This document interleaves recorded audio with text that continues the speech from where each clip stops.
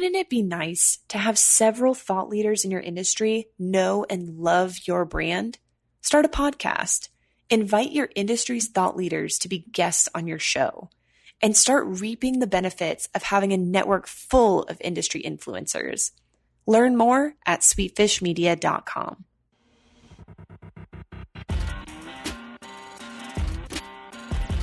You're listening to the B2B Growth Show, a podcast dedicated to helping B2B executives achieve explosive growth. Whether you're looking for techniques and strategies or tools and resources, you've come to the right place. I'm Jonathan Green. And I'm James Carberry. Let's get into the show.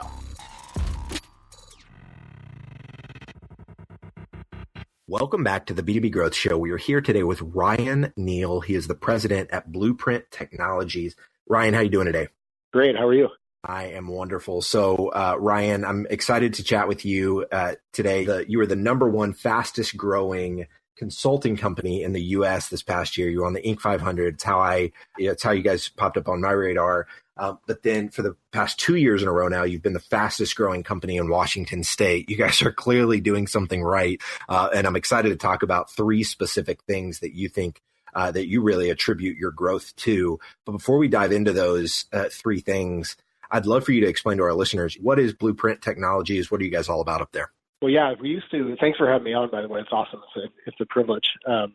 We used to be Blueprint Consulting Services, and we've now gone through a rebrand because we have been able to transform ourselves into a full technology company. But we specialize in digitization solutions and products that are targeted at companies' high value business outcomes. So what that means, kind of in plain speak, is we take a look at any kind of company out there and assess where they want to go 2 to 3 years from now, and partner with them to be able to digitize all different aspects of their business, from the customer experience all the way down to their cloud and infrastructure. So Ryan, I want to dive into, and as we were talking offline, you mentioned three specific things when I asked, hey, how have you guys grown so fast? The first thing you said was that you're staying 2 to 3 years ahead of the customer. Can you talk to us a little bit more about that? Yeah, definitely. We call that kind of the visualization piece of our business.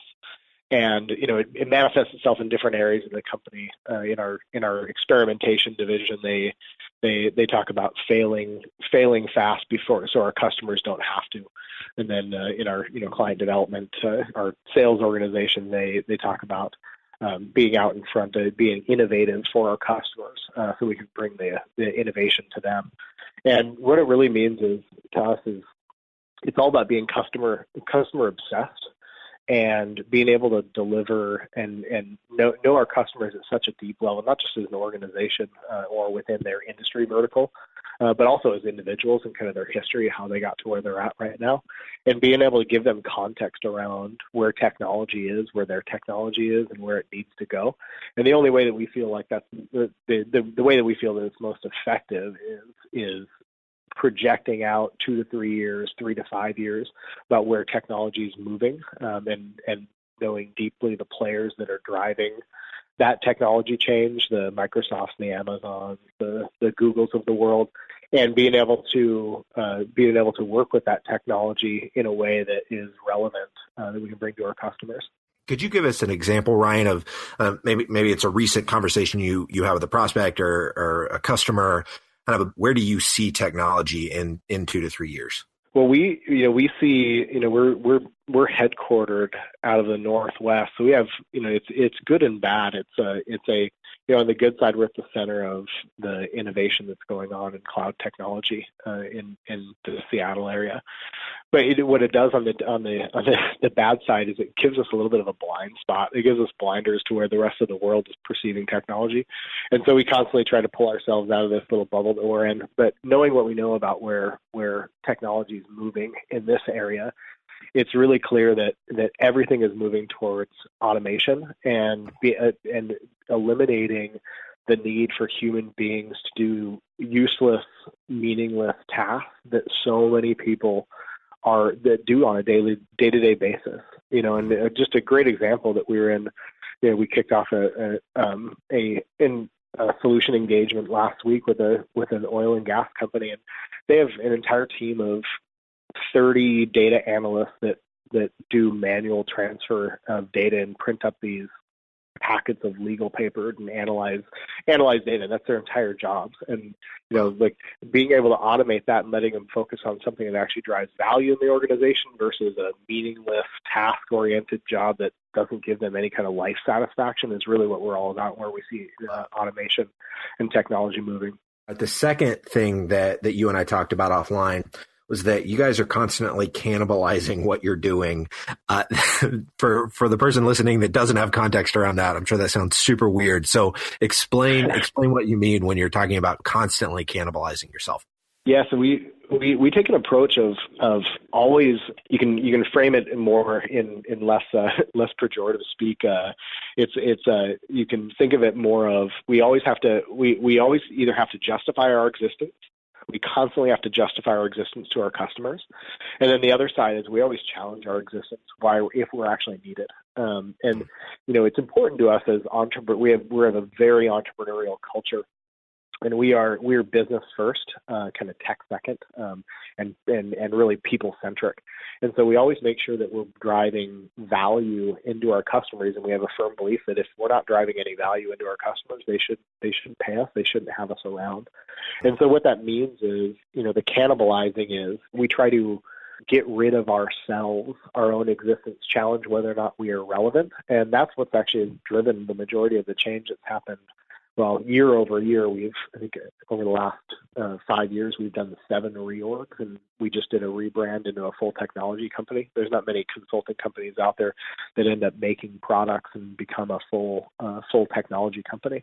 So we were talking offline. The next product that we have coming out in the summer, we actually call the automated consultant. The whole goal is to see if we can get enough penetration in the market to put consulting companies actually out of business.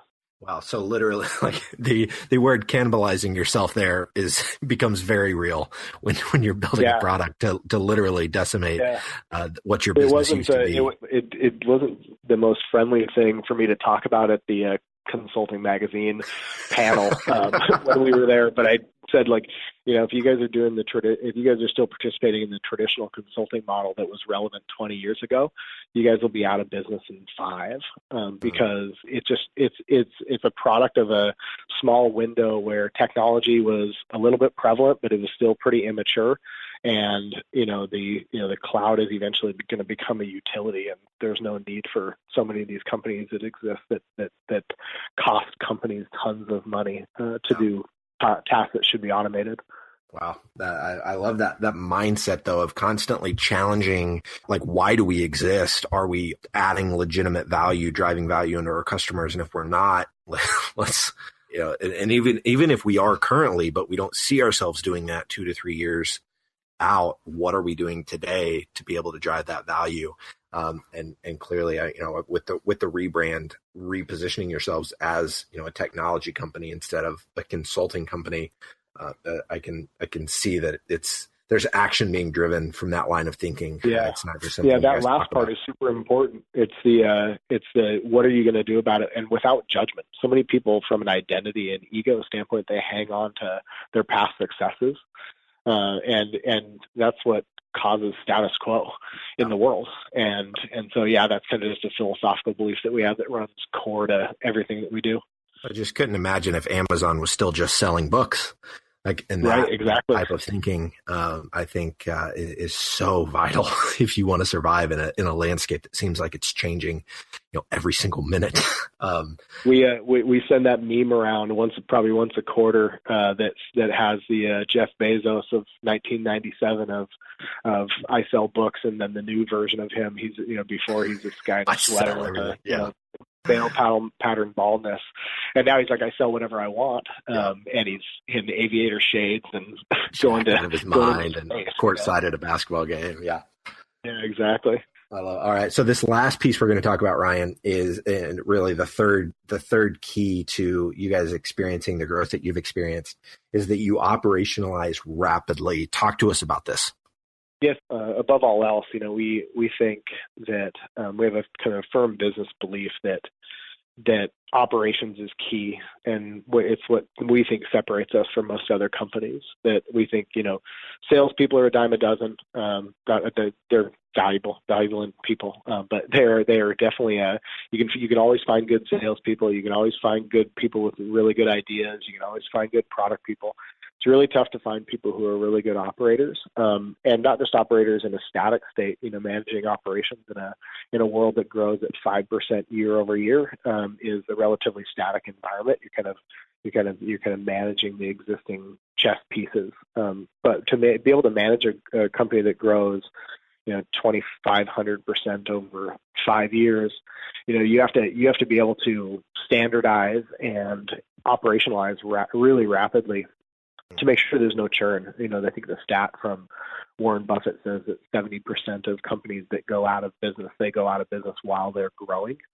And so being able to actually manage, appropriate cash flow, being able to project out and swings in investments you're going to have to make to acquire new customers, being able to build out facilities and be able to finance that, structure your contracts, and then, being able to actually just run, set up and standardize your business processes and your metrics, just fiercely, like it is super crucial. And I think it's just, we actually do high growth consulting for companies, and that's the biggest piece of advice that I give them is, especially CEOs are either enamored with their customer or they're enamored with their product. And I usually say you should be enamored with your accountant.